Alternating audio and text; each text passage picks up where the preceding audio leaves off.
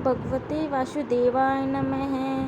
मैं अंजलि कुमावत आपका वंदन करती हूँ, अभिनंदन करती हूँ। आज हम आपको बताने जा रहे हैं कि निर्जला एकादशी पर 35 घड़ों का दान कैसे किया जाता है। निर्जला एकादशी का व्रत जल के महत्व को बताने वाला एक पर्व है।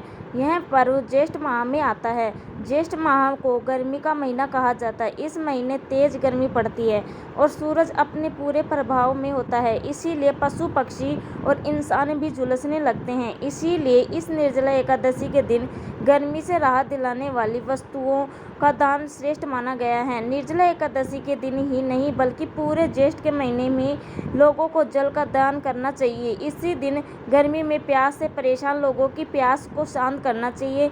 इसके लिए जल से भरे कलश, पानी की बोतलों का दान करना चाहिए, जगह जगह प्याऊ लगवाने चाहिए और शरबत आदि का दान करना चाहिए।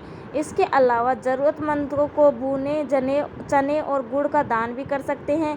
इस दिन जूते, छाता, पंखा, वस्त्र, अन्न आदि का दान करना भी बहुत ही शुभ माना गया है।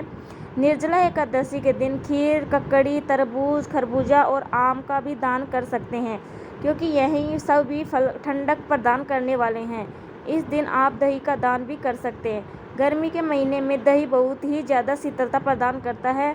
ज्येष्ठ माह में निर्जला एकादशी के दिन 35 घड़े दान करने से भी बहुत सालों में परंपरा चली आ रही है। अब हम जानते हैं निर्जला एकादशी के दिन 35 घड़े का दान कैसे करें। ज्येष्ठ माह में निर्जला एकादशी के दिन 35 जल से भरे घड़े भी दान किए जाते हैं। इस दिन दान का अत्यधिक महत्व माना जाता है। निर्जला एकादशी के दिन जल के घड़े दान करते समय कुछ बातों का ध्यान रखना जरूरी है। जैसे जल का घड़ा कभी भी अकेला दान नहीं किया जाता है। इसके साथ कोई भी छोटी मिट्टी का कलश या पीतल, तांबे या स्टील का लोटा जरूर लें, तभी आपका यह दान पुण्य माना जाता है। इस दिन दान को करने के लिए आप 35 मिट्टी के नए घड़े शुद्ध जल से भरे हुए ले लें। उसके ऊपर लोटा या कलश चीनी से भरकर रखें और लोटा इतना बड़ा हो कि मटके के ऊपर आ जाए, इसके अंदर डूबे नहीं। फिर सभी लोटे के मुंह पर लाल कपड़ा या कोई लाल ब्लाउज फीस लगावें या मोली से बांध दें।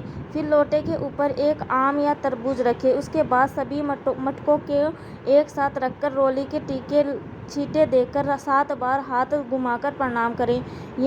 फिर यह सभी घड़े 35 ब्राह्मणों के घर मंदिरों में रखवा दें। इन घड़ों के साथ आप चाहे तो एक साथ पंखा भी दान कर सकते हैं। यदि सामर्थ्य है तो आप हाथ के पंखे की जगह बिजली से चलने वाला पंखा भी दान दे सकते हैं। इस तरह निर्जला एकादशी पर 35 जल के घड़ों का दान किया जाता है। यह दान बहुत ही पुण्यदायी और घर के धन धान्य से भरने वाला माना जाता है। आपको हमारी जानकारी कैसी लगी हमें ज़रूर बताइए। यह जय श्री राधे। वीडियो को लाइक, सब्सक्राइब एंड कमेंट जरूर करना। जय श्री कृष्ण, राधे राधे। थैंक यू, धन्यवाद।